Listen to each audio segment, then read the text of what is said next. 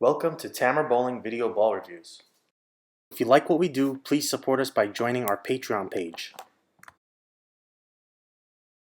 A big thank you to Jeff Miller and Ron Hoppy. Don't forget to check out Haley's Pro Shop in Burlington, Washington for world-class drilling and coaching. Welcome to our raw cut, unedited look at the 900 Global Volt Solid. So, today basically we take you through our review as it went, no shots cut out. So you get an idea of, almost like a live stream, what it looks like as we go through our testing battery. This is first shot here with the Volt Solid. And, as we go through them, I'll kind of give you an idea of what I was seeing. So, first shot there, I was kind of where I was with the Flux Pearl. This ball's definitely, I would say, less ball overall. I kind of promptly moved a little left. That ball was, moved my feet left, pulled the brake point in a little bit. Not exactly what I wanted to do, but again, little shim, looks all right, I'll take it. And probably here is, maybe more of what I was trying to execute. And it's a little high. So now I'm kind of thinking, okay, I'm a little in between. Got to find the spot where it's going to work. So I'm starting to build, something in the back of my mind in terms of a library of what I'm seeing. So the ball is not as angular down lane as the Flux Pearl. It's not as strong overall. So, I'm thinking through it. It's a little more confounding, a little more tricky not that it's super difficult to find the pocket, but it is a little more tricky to play. I mean, there again, the shim seems to work pretty nicely there.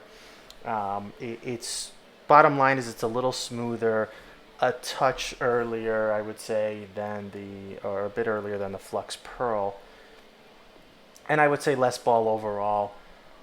What's interesting here is, you'll see, that wasn't a great shot, obviously, but the shim works quite well here on this particular house shot pattern on the wood.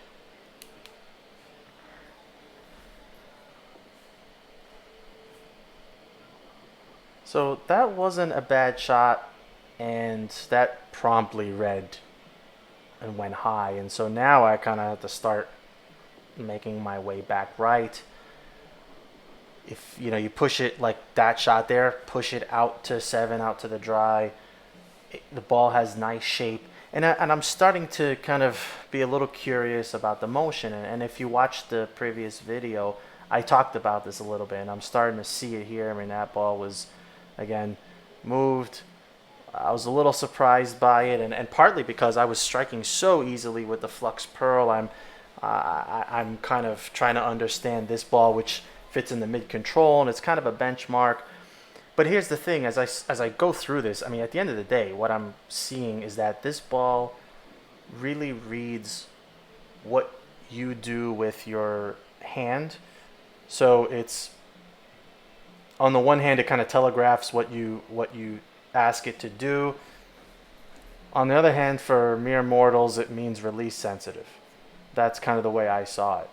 So, I can be within a window, and generally I still did strike a lot. So, my release variations weren't massive, but I think I did, have probably some speed variations here, which made it clearly obvious, right, when the ball kind of took off on me. And that actually happened happened with the Volt Solid more than it did with any other. Frankly, it didn't happen with any of the balls. So that ball I really liked, and I was kind of surprised at how much it read. So at the end of the day, that was kind of my takeaway with the Volt Solid.